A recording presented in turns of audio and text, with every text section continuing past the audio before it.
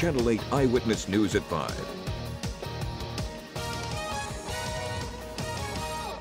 If you're going to grow, you need to do this. And yeah, schools are expensive, but an ignorant population is even more expensive. LPS takes its first steps to fix a growing problem. Good evening, everyone, and thank you for joining us. With the number of kids and residents going up in Lincoln, well, it comes a demand for more schools. And LPS is taking the first step to adding more high schools. Channel 8 Eyewitness News reporter Pierce Gorlett has more in tonight's top story. Pierce? That's right, Megan and Rod. I talked with the co-chair of the task force that's combating the problem of overcrowding schools in Lincoln. Recently, the city of Lincoln has been growing and growing, and the same goes for the LPS high schools. Our high schools are already over capacity. They're at 106% of capacity, all 6 high schools put together.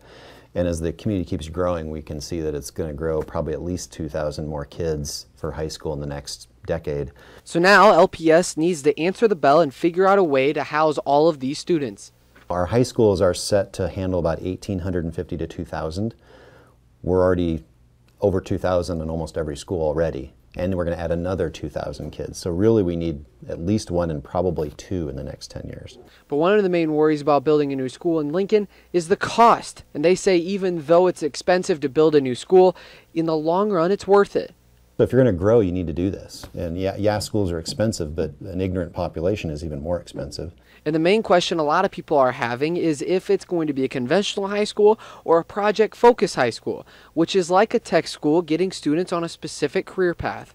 A lot of people asked about, like things like project-based learning and more focused schools and more focused programs. Are those options? And the answer is yes, but sometimes they're only partial options. So the zoo school holds about 100 kids. They're going to expand to 200.